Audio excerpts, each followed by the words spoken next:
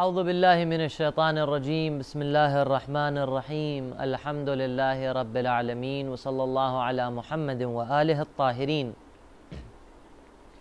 واللعنة على أعدائهم أجمعين من الآن إلى قيام يوم الدين. Respected viewers, Assalamu alaikum wa rahmatullahi wa barakatuh. We were discussing the laws of tahara, the laws of purification. How do we purify najas things? What are najas things? And how do we purify them? How do we purify them by the means of water? How do we purify our feet or the sole of our shoes with the earth? These were the laws that we were discussing. Now I want to mention one more law, which is ruling number 215 mentioned in the book of Islamic laws of Ayatollah al-Uzma Sayyid Ali Husseini As-Sistani Hafidhahullah, and then we'll move on to discuss the laws of wudu.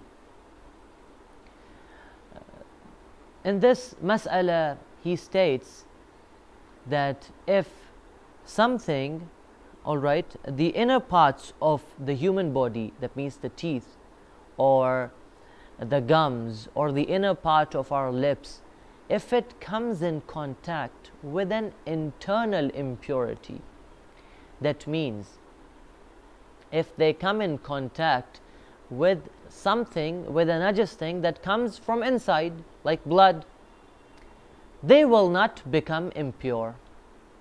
But if they come in contact with an external impurity, that means something that is impure and it comes from outside our mouth, we eat something or something goes inside our mouth which is impure, right? Now here this will make the inner parts of our body impure. This is the mas'ala 200 and ruling number 215, alright?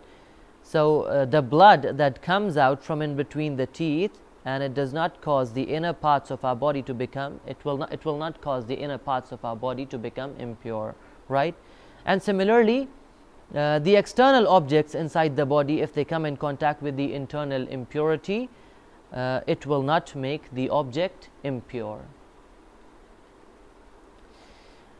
Okay.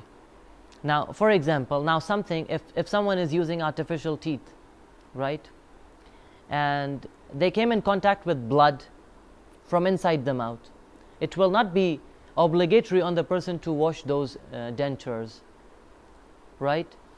But if someone is using the same artificial teeth and the impurity, it comes from outside, for example, an impure food, the person eats an impure food, and that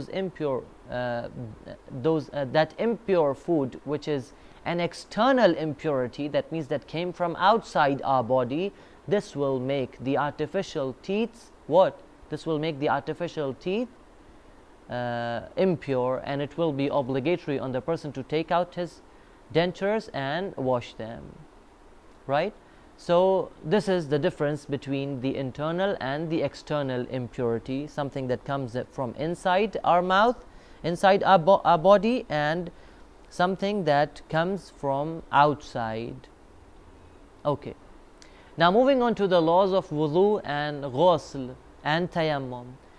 A person, when he wants to say his prayers, all right, in the Holy Quran, it states that يا أيها الذين آمنوا إذا قمتم إلى الصلاة فاغسلوا وجوهكم وأيديكم إلى المرافق.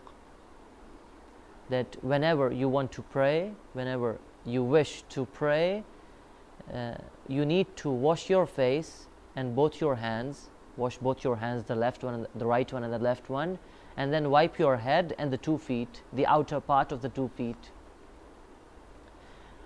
So this is the first mode or the first kind of obtaining tahara, or I should explain it in a different way. Till now what we were talking about purity and impurity. This is known as at-taharatu min al-khabath. Khabath is the materialistic impurity. That means something that is materialistic, the blood, the urine, feces, semen, corpse, kafir, wine, dogs, pigs, all these, they are materialistic things. And wudu is also a kind of purification, but it's not materialistic, it's spiritual purification. Alright? Even if my face is tahir, it's pure. My hands are pure, they are tahir, there's nothing najis on my hand. But even if they be tahir, but before going to pray, before saying my prayers, it's obligatory on me to take this spiritual purification, which is known as at-taharatu min al-khabath, at-taharatu min al-hadath, at-taharatu min al-hadath. That means purifying oneself, which is a spiritual purification. So wudu is one such kind. The other kind is ghusl. Ghusl is also considered as a spiritual purification. The third type is tayammum. These are known as at-taharatu thalath, the three kinds of purification: wudu, ghusl and tayammum. These are the three kinds: wudu, ghusl and tayammum. Okay. Now as far as wudu is concerned, first of all we'll be discussing wudu, and then ghusl, and then tayammum, and then we'll probably move on to towards the 10th or the 12th session. We'll move on towards the book of prayers. Alright, so regarding wudu, what's important is that one washes his face and washes both his hands, the right one and the left one, and wipe his head and wipe the 2 feet. Okay. Now, how much of our face should be washed? Should we wash the complete face, including the ears and everything? He says no. From the place, from our forehead, that means from the place where the hair, they grow, from that part to the chin. Alright, this will be the length it should be washed. And what about the breadth of the face? Should we wash it completely from this ear to this one? They say no. One must wash it as one must take his hand, right? Not his hand, a normal hand, hand of a normal human being, because a few people their hands are smaller, a few people their hands are bigger, right? So a normal hand, a normal human hand, all right? The distance or the area which is covered from the tip of the middle finger till the tip of the thumb, this much of the area, it should be washed. And in order to be certain that we've washed the complete obligatory area, one must wash a few parts a bit more than the prescribed area, so that one must be certain that he has done a complete wudu. All right, so this is something regarding your face, from the point where the hair grow till the chin, and then from the area which is covered between the middle finger, the tip of the middle finger till the tip of the thumb, this much of the area it should be covered. And now those people who have got smaller hands will go and refer to the area of those people who've got normal hands. Similarly, those who've got bigger hands will look at those who have the normal hands, right? Normal hands of human beings, it should be washed this way. Similarly, if there is a person who's got hair, whose hair they grow on the forehead here, now this person will also look towards a normal human being. How much do they wash? He will also wash the same amount, the same part or the same area of the face. Similarly, a few people who do not have hair on the front part of their head, those people will also watch the normal human beings. How much do they wash? All right, how much do they wash? And it's not that if someone who's got people of older ages, if their hair if they grow from the center of their head, it's not that he will be washing from the center of his head till the chin. No, he will look at the normal people. How do they wash? he will wash the same area and the same amount. So this is regarding our face. And the most important mas'ala regarding this is that while one is washing his face, one must take care that he washes on an obligatory precaution with the face, that one must wash from top to bottom. All right, he will not go this way. He will not go this way from the bottom towards the top. No, from top to bottom, this way he will be washing his face. So this is the direction. Now, what do you say about the facial hair? People, men who've got facial hair on their faces, obviously facial hair, they grow on one's faces. Anyways, so what do you say about the facial hair? They say that if the skin is visible, from underneath the hair, it's obligatory on the person to make the water reach the inner parts of the skin. But if the skin is not visible, from underneath the hair, then it will not be obligatory to make the water reach the inner part of one's face and make the water reach the skin, but washing the hair will be sufficient. All right? So as far as the facial hair is concerned, if someone whose beard is in a way that the skin is not visible, then it will be sufficient for him to what? To wash the hair itself. It will be sufficient, and he need not make the water reach the skin. And if the hair, if the skin is visible from underneath the hair, in that case it will be obligatory on the person to do what? It will be obligatory on the person to make the water reach the skin. This will be obligatory. So this was regarding what? This was regarding washing one's face. Okay. And similarly, it's not obligatory for a person to wash the inner side of one's nose, or inner side of one's eyes, or inner side of one's lips. For example, when we close our mouth, all right, the area that is not visible, that is behind the lips, will not be considered as lips, right? It will not be considered as lips.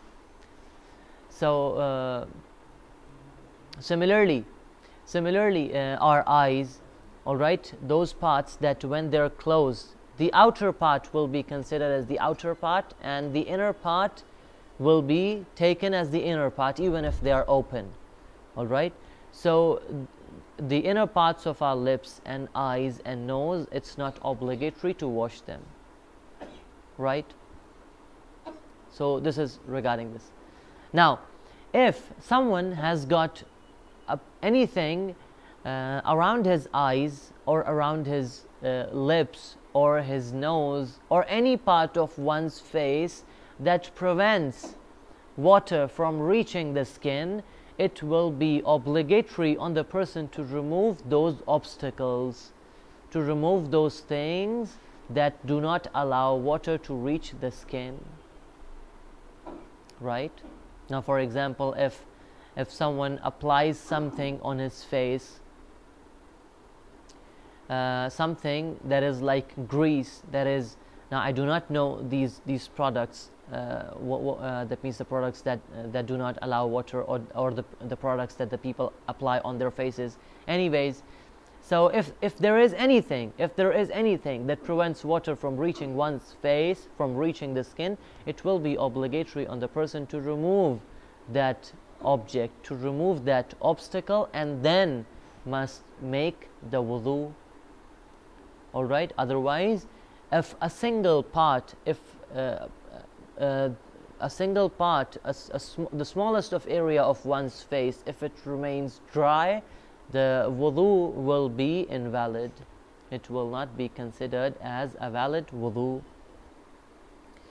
All right. And one must do the wudu again, and similarly one must pray those prayers again. All right. So now there are a few things. Now, for example, take the example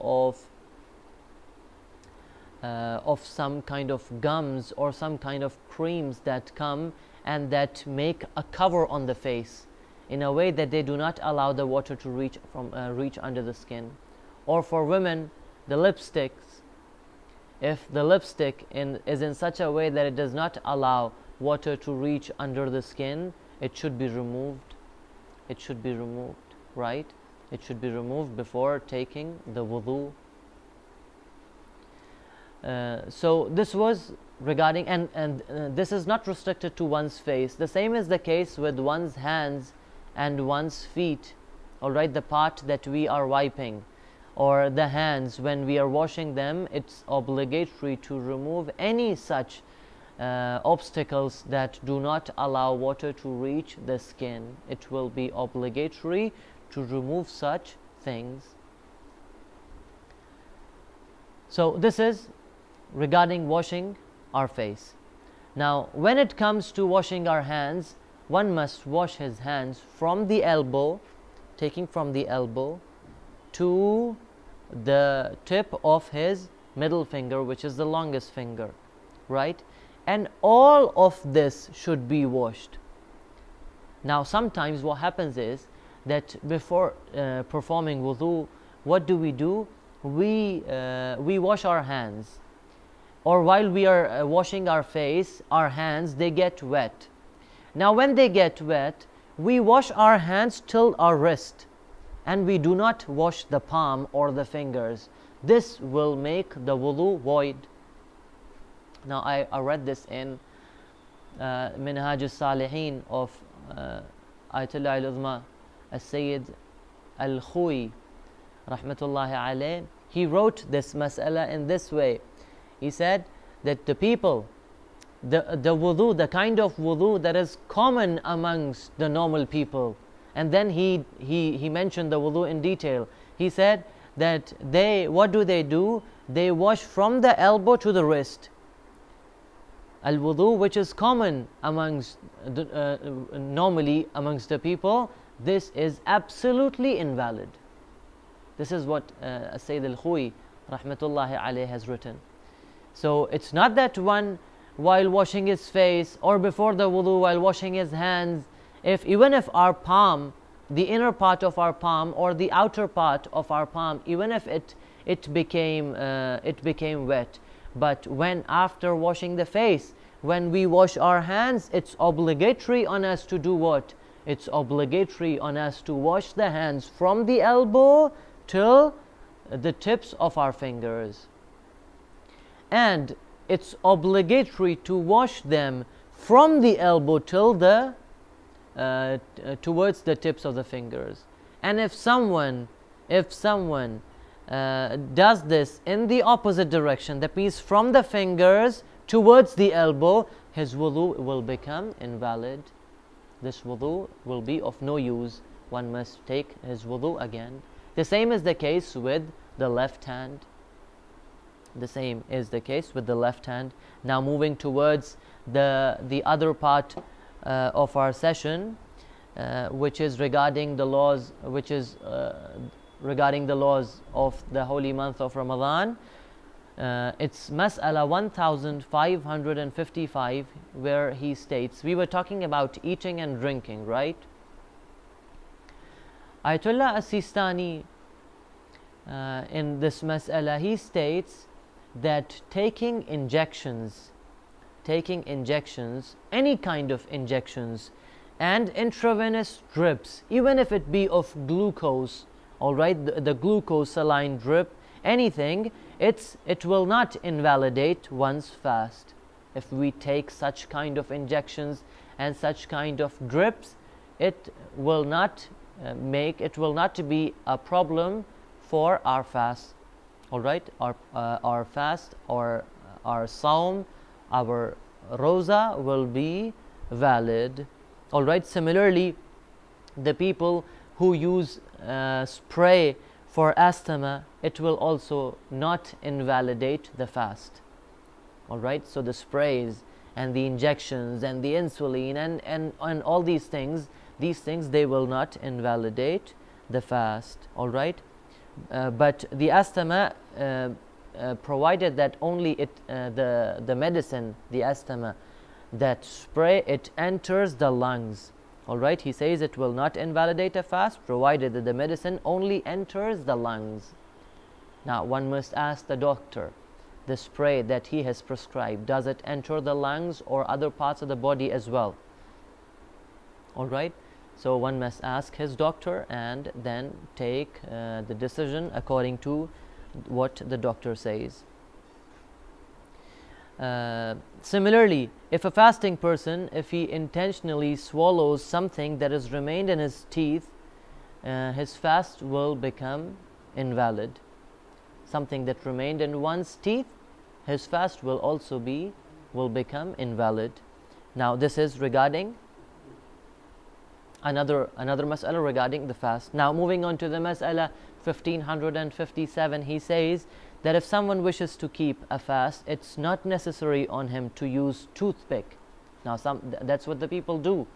They use toothpick to take out the food that is in between the teeth.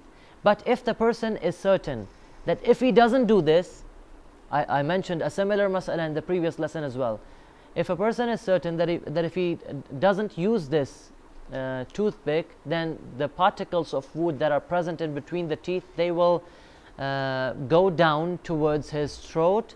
If this is the mas'ala, then it will be necessary for the person to do what?